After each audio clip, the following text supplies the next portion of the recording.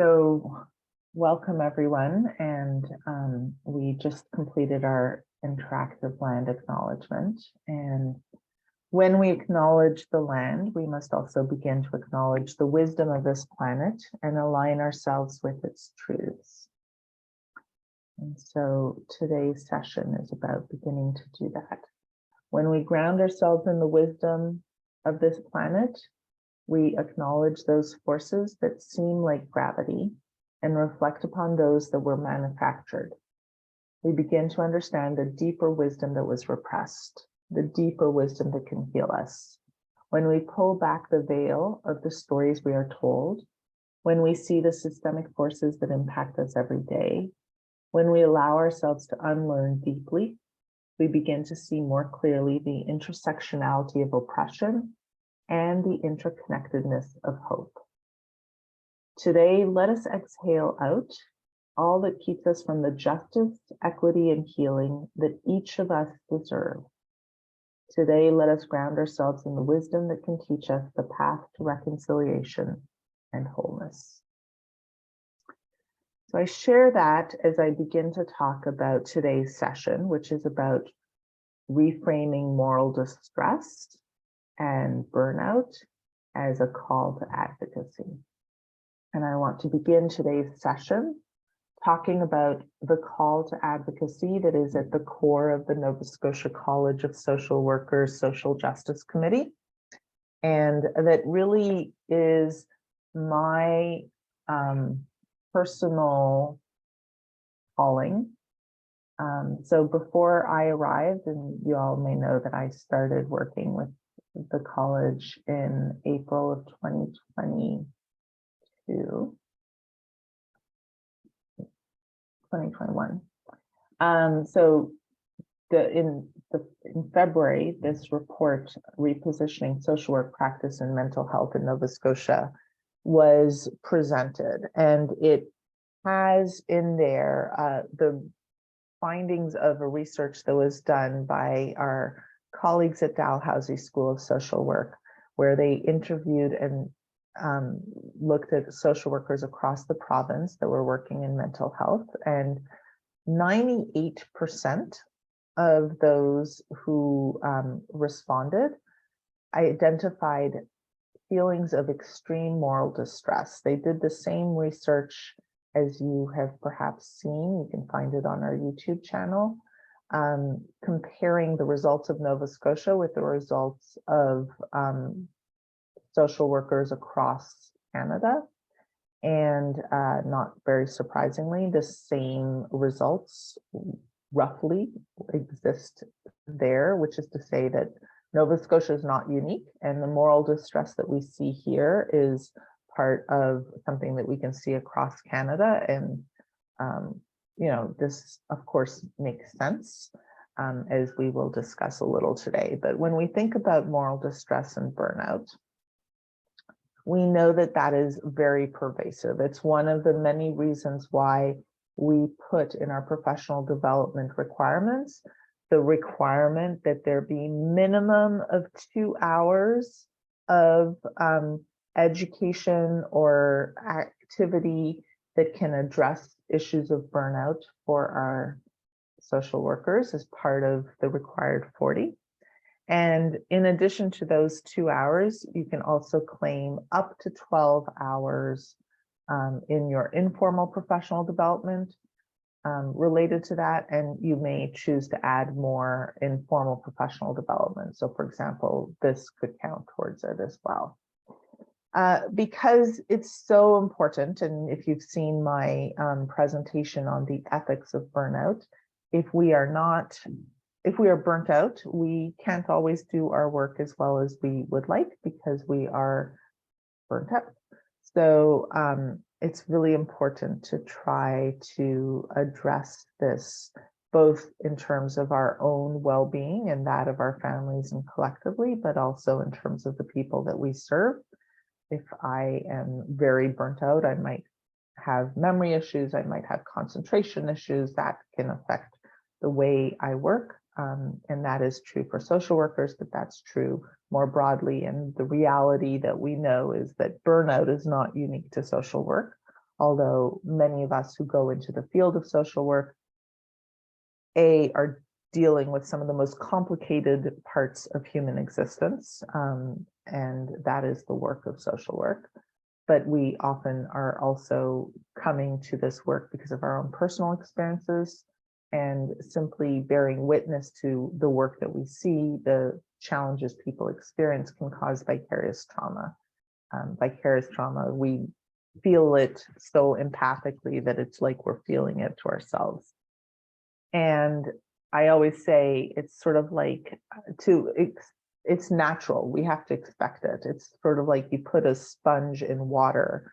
You're going to expect that sponge to be wet when you pull it out of the water. Similarly, you put a social worker in the chaos of this world, and of course, we are going to be impacted by it. But it is aggravated because of the systems within which we work. It is aggravated because of the tasks that we do and the ways in which often we are called to do things that do not align with our training. So that is part of what this research pointed out. So you'll see that in the middle, on the green circle, 97% of those indicated in the survey believe there aren't the right resources in the community to support the well-being of their clients. So that there aren't enough resources. There's maybe policies that are go counter our code of values or ethics. And so that contributes to the burnout. So what we need to know is, first of all, that we are not alone.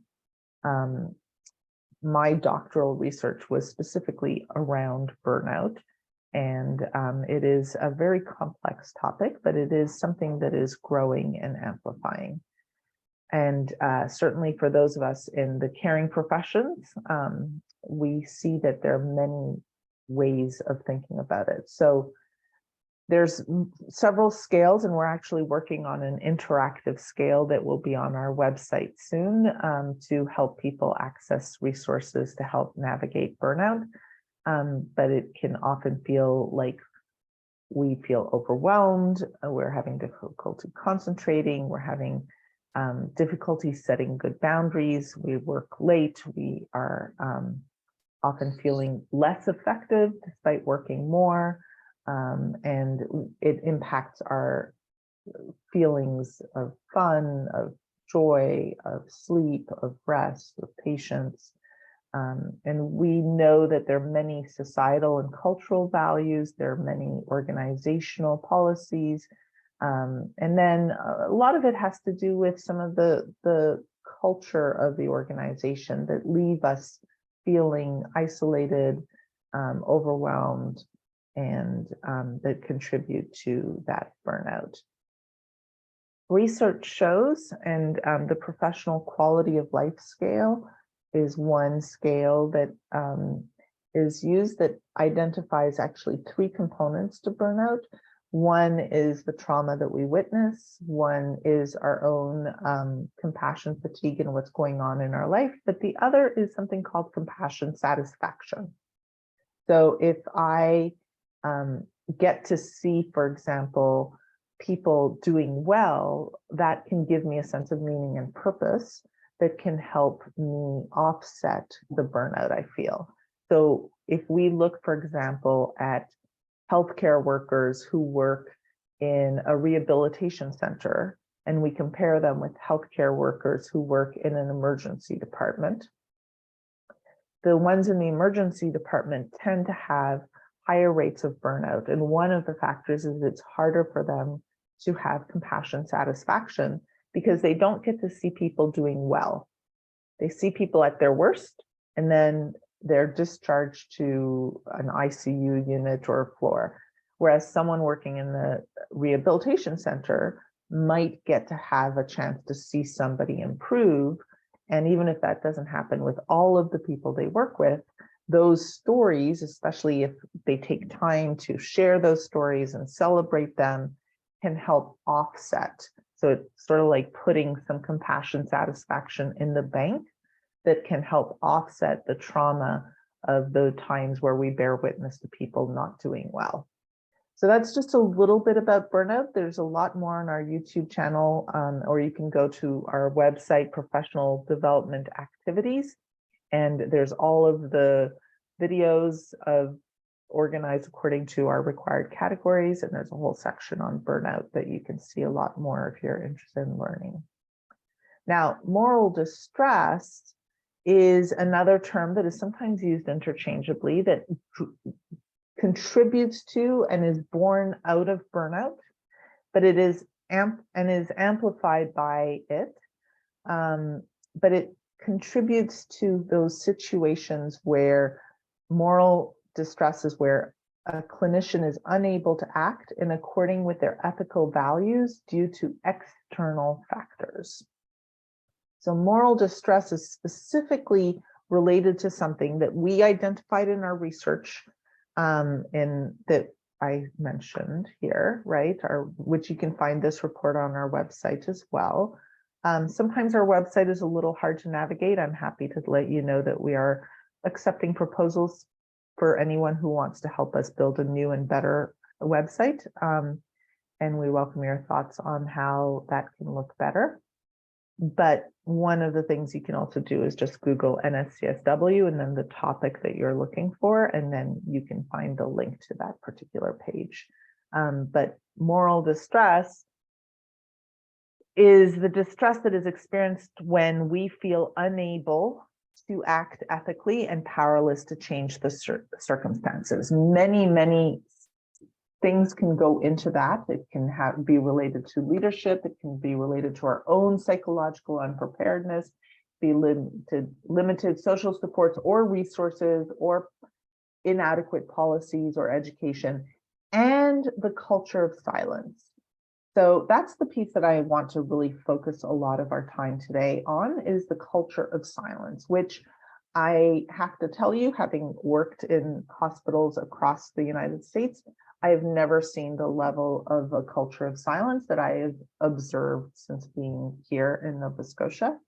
And so that's something that I'm hoping that we collectively can work on, because this all contributes to moral injury, the psychological, social, and spiritual trauma which comes from acts that transgress our ethical values. What we want to be doing instead is building what you see in pink, moral resilience, which can contribute to helping offset burnout, as well as offset moral distress. Moral resilience is like compassion satisfaction, which I referenced earlier, something that can help us develop the resources to cope more effectively, and in turn also not only feel better as social workers, but do better as well.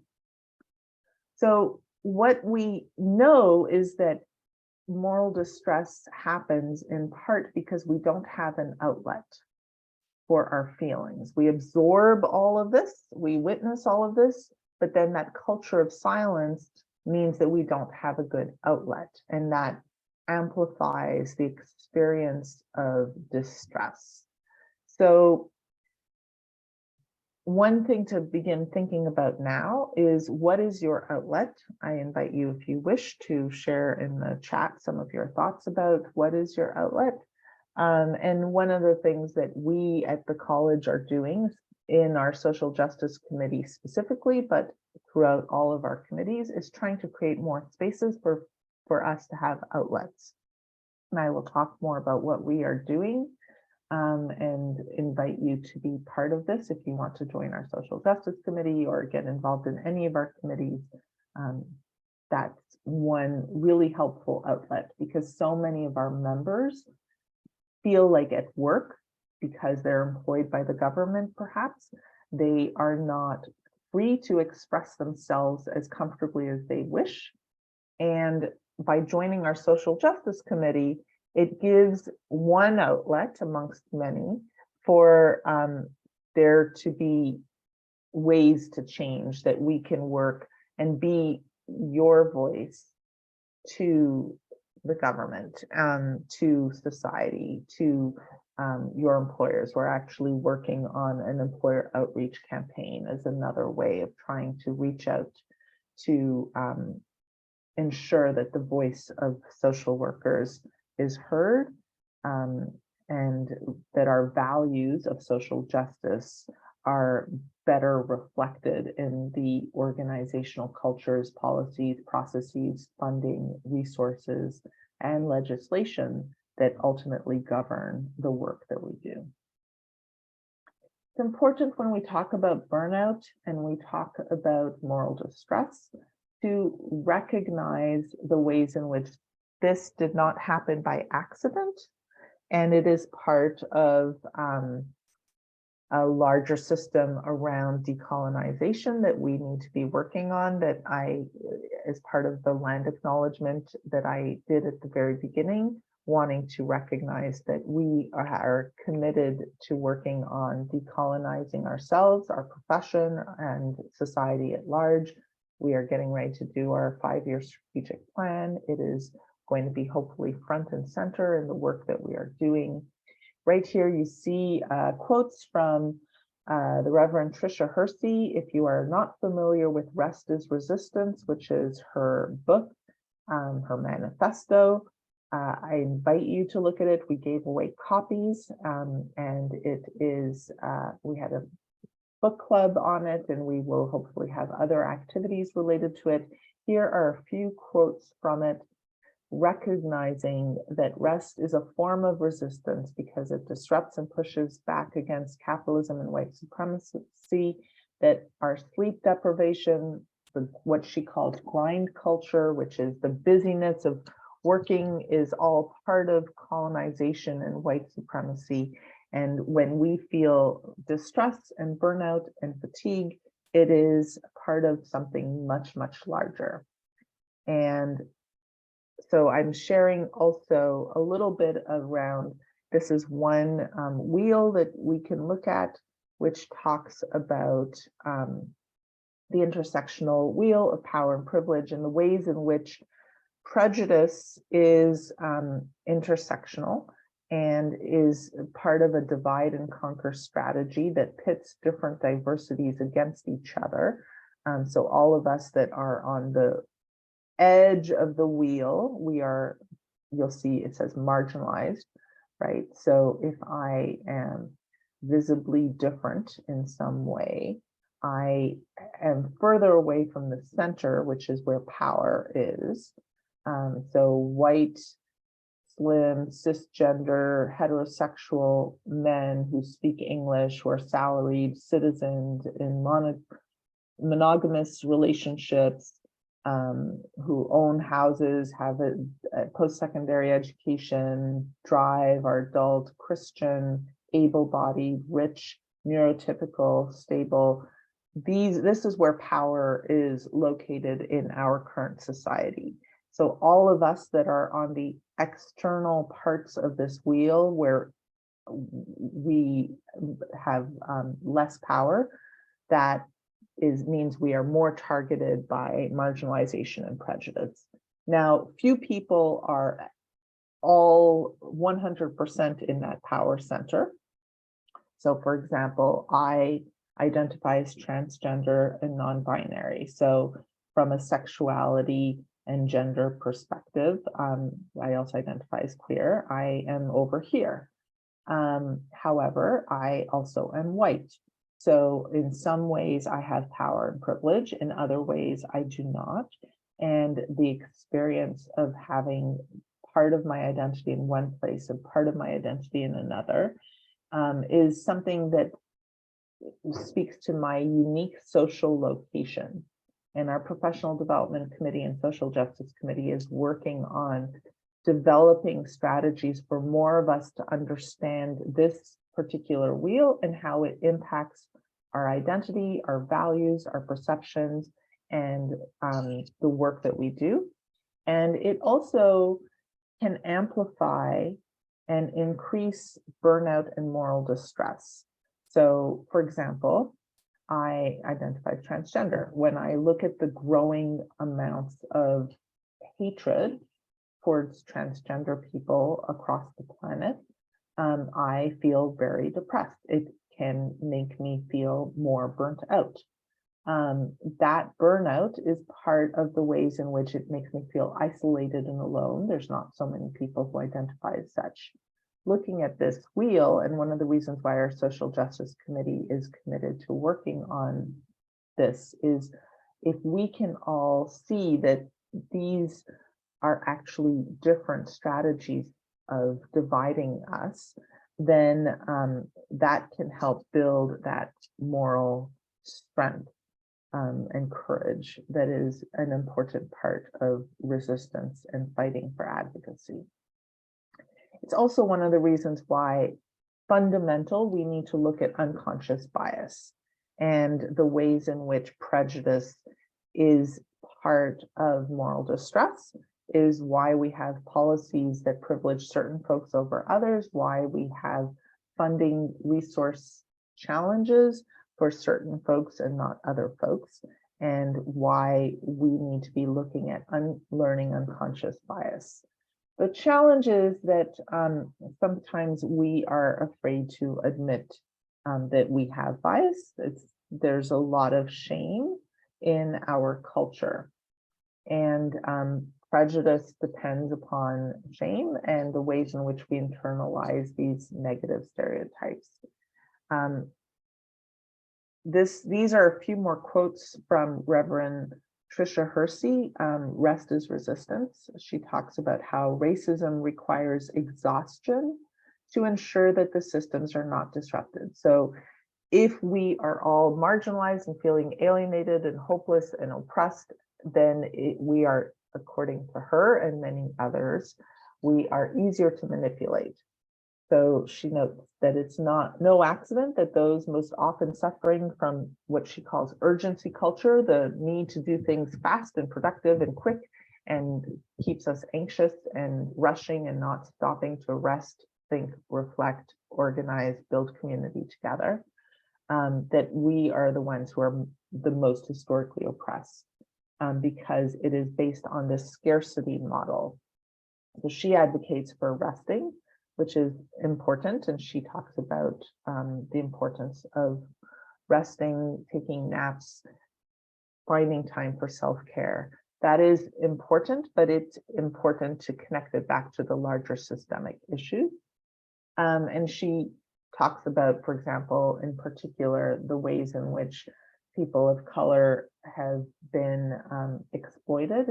Their bodies have been exploited for labor, unpaid labor, and how that fatigue and exhaustion is then used and weaponized.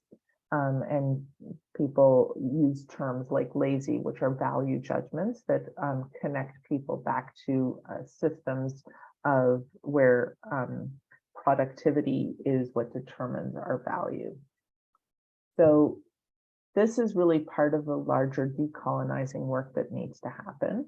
And we can see how our right brain and our left brain, our emotions, our trauma, our fatigue impact our capacity to think critically, which is part of our left brain, and the ways in which each of these dynamics amplify the other and are part of the structural factors that can also influence us to feeling that level of deep distress. This is part of the white supremacy culture, and fundamental is this notion of perfectionism, which causes all of us who are by definition human, therefore imperfect, to feel shame. And that shame is part of what divides us internally and separates us from one another, because when we're ashamed, we don't talk about things. And that affects our moral distress. Stephen Biko talks about, who was an anti-apartheid activist in South Africa, that the most potent weapon in the hands of the oppressor is the mind of the oppressed.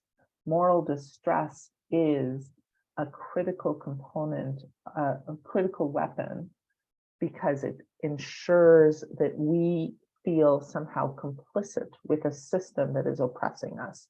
For social workers in particular, we have a unique role because we often are called to implement policies that we disagree with fundamentally, or to try to help people without the right resources or funding, which cause us to feel like we are not doing the work that we want to do because there aren't enough resources. That contributes to moral distress, which contributes to hopelessness, which contributes to burnout, which causes us to feel bad about ourselves because we're working so hard and we're exhausted and we don't always feel like we have that outcome, that positive outcome that can help us feel better about ourselves.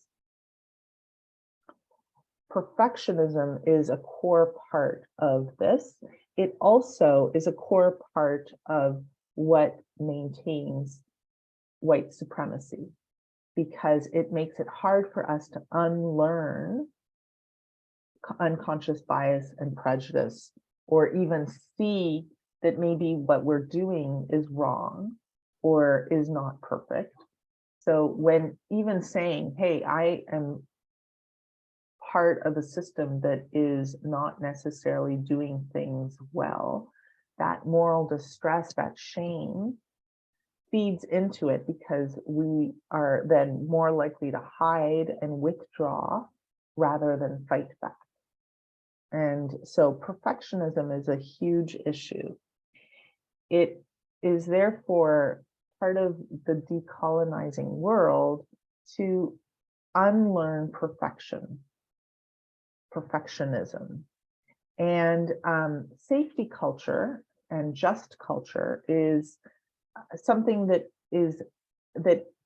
needs to be better understood, because a safety culture lens looks at how human beings are often caught in imperfect systems like colonial systems or capitalist systems or racist systems. And we are involved in systems that do cause harm. So, for example, we talk about how certainly the residential schools, there's finally a growing recognition of the harm that Canada's policies did.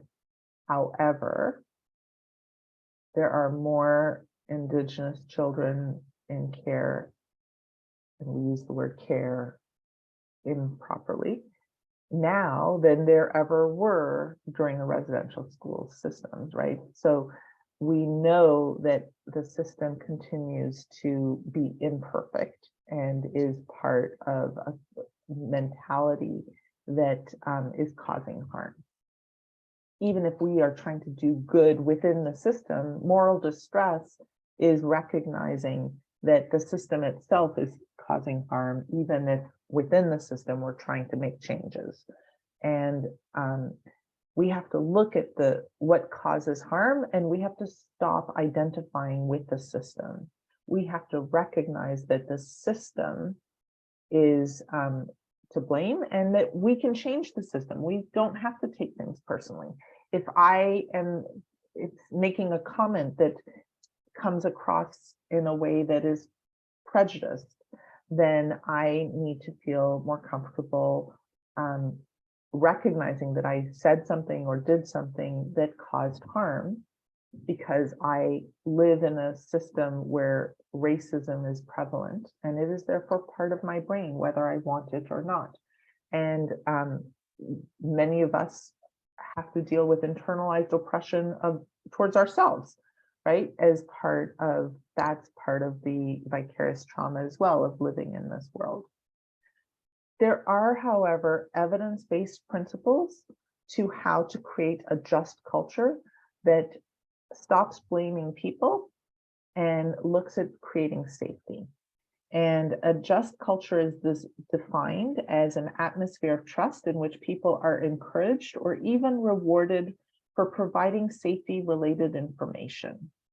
So that is very different than one of the things that is often reported is many times people in our community observe staff who maybe cause harm and then don't accurately document what happened.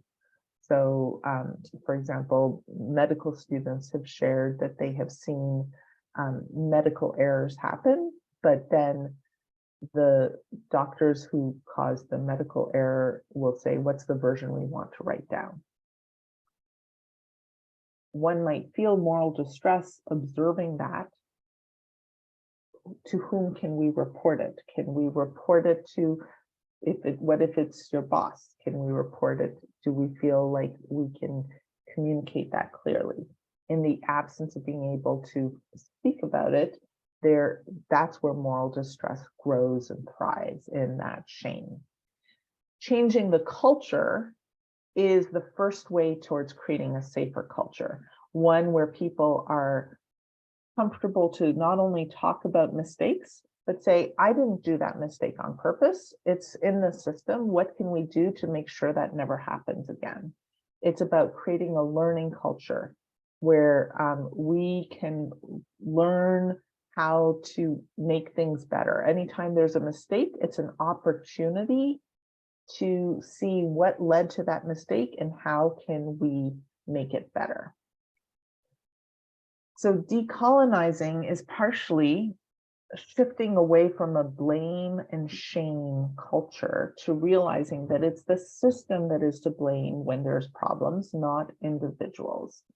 So that's really important to think about because we are so used to blaming ourselves. This is what's called the Swiss cheese model of patient safety or patient harm. So, for example, we have certain policies in place to protect patients. So, two patient identifiers. If you go to get a medical procedure, people will say, remind me your name, what's your birth date? They'll ask for those things just to make sure that the person they're talking to is the same as the person that they're documenting, because it's so easy to make mistakes. That is an example of a layer of protection to protect against human error. So there already are some of these layers that happen. Patient harm happens recognizing that all of the layers and strategies that we come up with are going to be imperfect. So we try to have multiple things, but if the holes line up just perfectly, the imperfections happen just perfectly, then the patient harm mistake can reach the patient. So many things, whether it's fatigue, burnout, training, that's person dependent, but there's also technical issues, there's funding issues, there's organizational issues, there's team issues, there's multiple unconscious issues, there's multiple reasons why mistakes happen that can cause patient harm. We should not be looking at blaming the person, but recognizing that we're all human and that the system is the one to blame. That is the first step to undoing the shame and blame.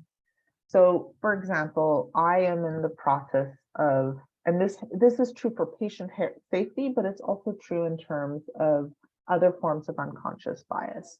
So, for example, I am in the process of transitioning, and I am therefore changing my gender pronouns. Sometimes people don't. They use a pronoun that is not the pronoun that I want.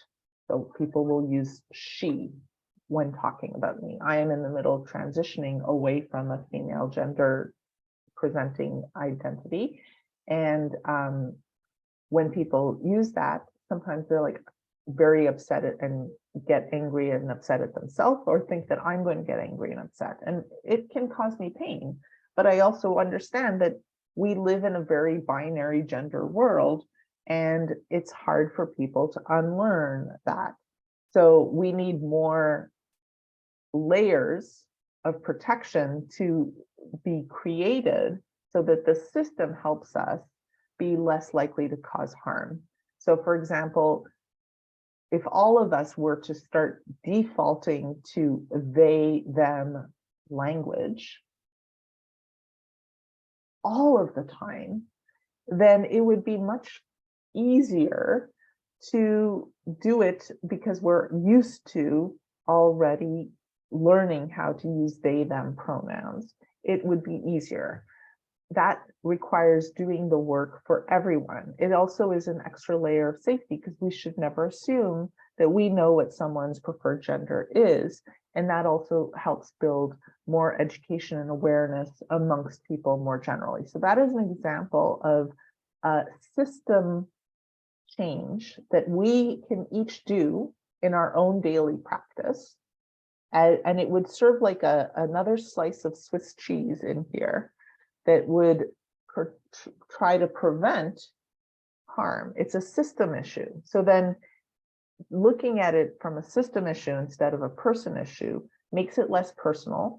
And it also helps us practice the skills so that when we do come out into contact with someone who has a they, them pronoun, for example, which is the one that I tend to prefer, it would be easier. A lot of people practice, for example. So that's one example of how to avoid causing harm to someone by looking at the system and trying to practice the behavior separate from the person. The more we can, this concept of just culture and safety practices is an approach. It's very prevalent across the United States and increasingly in Canada, but it has a lot more to go here in terms of helping us unlearn this shame and blame culture, which does contribute to the moral distress that then leads to burnout.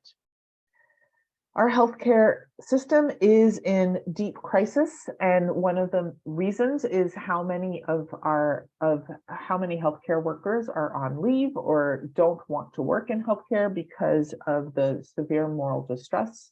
And that, unfortunately, we see that the system's failure to look at the systemic issues is really part of that. So, for example, focusing only on unconscious bias training and what people can do contributes to blaming culture because it makes it seem like it's all up to human beings.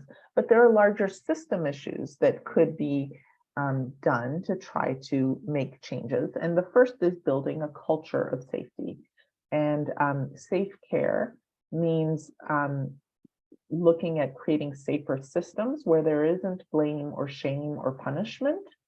And it means identifying opportunities in the process workflow to make things better, focusing on creating a continuous improvement cycle where we're always looking at how can the current process be improved, and then reviewing how is it working and continuing to identify more opportunities. So every time there's a mistake that is made, instead of being like, oh no, I'm so stupid, or whatever negative self-talk we engage in, instead we could be like, that's a great point. I made a mistake. I wonder what led to that mistake. What was the Swiss cheese? What were the steps that were involved? Where can we create a new layer of safety to try to prevent harm from happening in the next time? So this is part of what's called a positive safety culture. It is a reporting culture where people are prepared to report their errors, feel safe reporting their errors, and then learning about it, and creating a flexible learning culture. Here are some of the other principles where we have this respect and embrace for diverse perspectives. The more perspectives we can see from, the more we can work on creating better improvements, and the more we can work towards transparency, which also contributes to less shame, less blame, and we're focused more on learning. This also means that we have to move beyond silos so that we can see the whole process from start to finish. So, for example, hospital safety huddles ought to happen where every single day, every member of every department, from house cleaning to neuroscience to pharmacy, every single social work, chaplaincy, every single department, we all need to come together because we all have part of the story, but we don't have all of the story. Unfortunately, we live in a colonized system that does that is protected by a system that thrives on silos, on blame, on shame, on separation, fragmentation, which keeps us from seeing the full picture. And the more colonized the system is, the more fragmented it is. So, for example, if we look at Department of DCS, for example, or child welfare, it is incredibly fragmented. It makes it hard for us to see the full picture. And that makes it harder for us to work on changing that. And that also, because we have then the silos, the fragmenting, the shame, the blame, it's easier to then be like, oh, it's their fault. We did everything okay, but they didn't. And that blame and shame can also perpetuate lateral violence, but also competition over scarce resources. And it facilitates prejudice because we don't see how somewhere we all are. All of this contributes to burnout, isolation, as well as redundancy and error, where I could be doing something and you could be doing something, we could be doing something, but we're not doing it together. It lessens the impact, but it also causes more harm. So we want to think about how can we prevent silo mentality as part of our commitment towards decolonizing.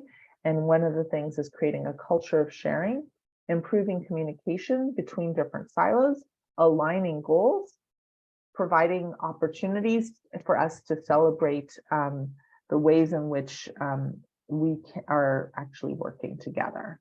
This is very much part of the work that the college that we are doing, and it's part of just preventing harm and keeping everyone safer. And the first thing is sharing our concerns around safety, celebrating good catches. So a good catch is something that it would be wonderful for us to maybe start thinking about how can we build a culture where good catches are like, oh my gosh, you almost made a mistake. Instead of, if someone said to us, oh my gosh, did you see that you just used the wrong pronoun for that person? We're afraid of saying anything sometimes because or did you see that you made a mistake in the medication? Or did you see that you took the wrong patient file or whatever it is? If we celebrate those catches instead of responding with shame and embarrassment and defensiveness, no, I didn't, it was whatever. Instead, oh, thank you, you're right, I did that wrong. I wonder what caused me to do that wrong. How can I create a system where I can learn from this to make things better and look at the systemic issues, right? That's part of what it means to be a social worker. Social work recognizes that we are all part of a larger whole. This is one of the challenges and why we experience moral distress is that we come with this ecological systems theory that looks at the individual, the micro, the meso, the macro, the larger systemic things, but we are in systems that do not see that, right? So we work in a biomedical model that doesn't look at the psychosocial, spiritual influences, the structural issues, that doesn't see that housing is health, which is why we work on we support the coalition that has the housing as health mandate.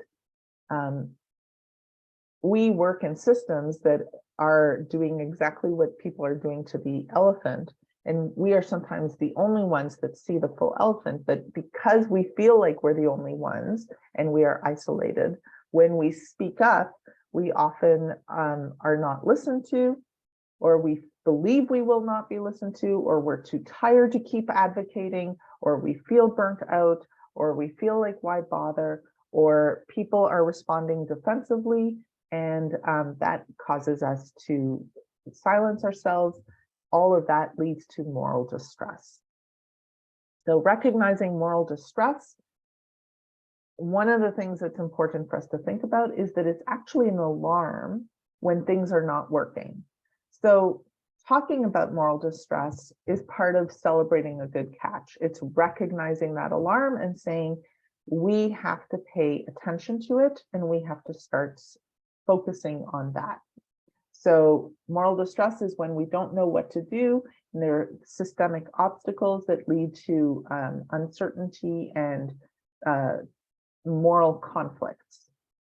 So the pathway to healing ourselves is focusing on moral distress, recognizing it as a wake-up call. That's number one. And that's one of the things that we're trying to do in our narrative reframing strategy.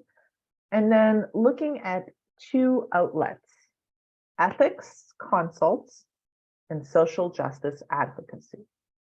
So channeling our frustration towards systemic policy change, culture change, educating and raising awareness, but doing it in a way that builds coalitions and fights against silos and fragmentation. And then ethics consults. We're trying to start building a pathway so that we can have more people coming together. So ethics consults within healthcare in particular, for example, brings together multiple lenses. It's already a vehicle that exists and is in place so that we can work on seeing that there's problems. So for example, we are working with the Nova Scotia Health Ethics Network to track issues related to medical assistance in dying for non-medical issues where people might be, because of policy issues like housing or poverty or prejudice, feeling like they have to choose medical assistance in dying because there are no other ways for them to live.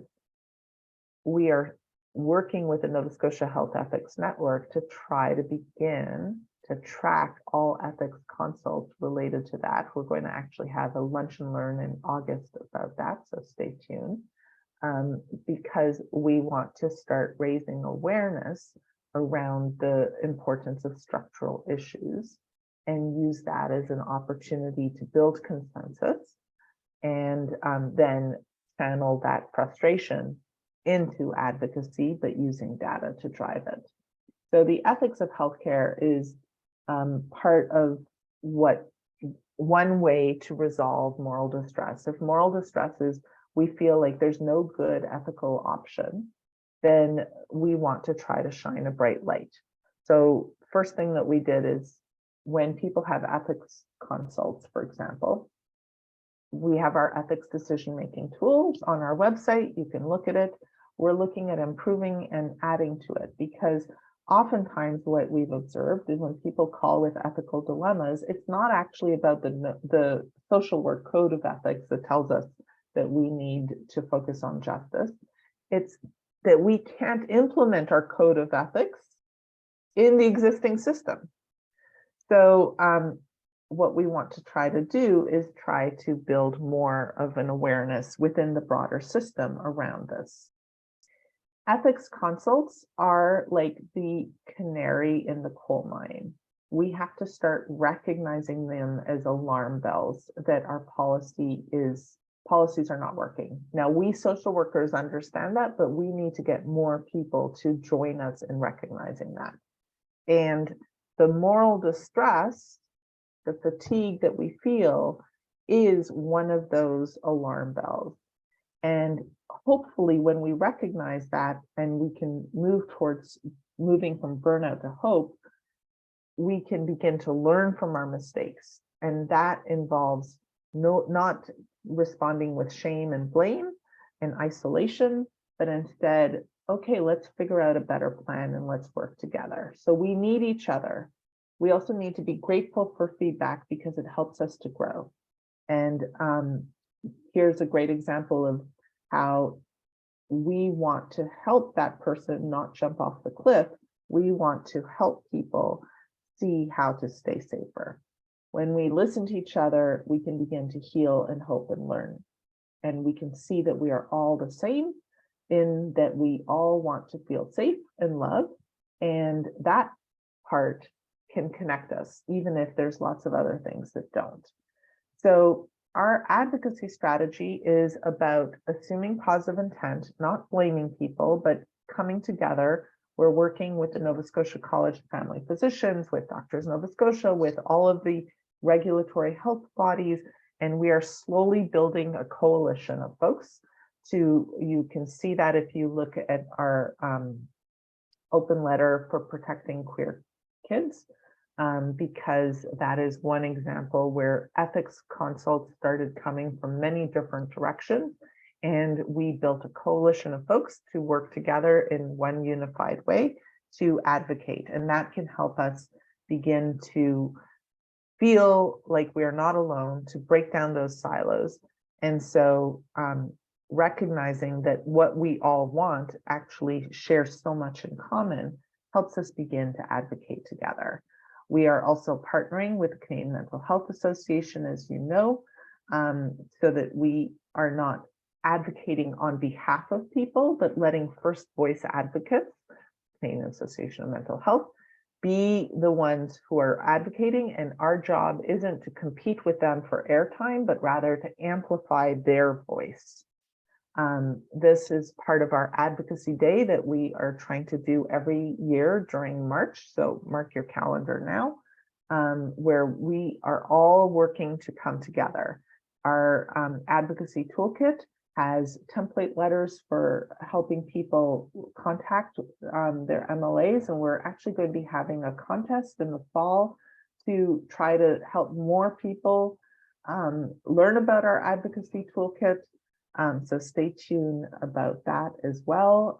We are partnering with the library to get more people to learn about that. We have our postcards that we are working on to try to advocate for changes in mental health to address the larger structural issues that are part of the moral distress and burnout, recognizing that if we all come together and have a louder voice, then our voice not only will matter more in as much as it will be heard louder, but we will feel better because we will feel less alone.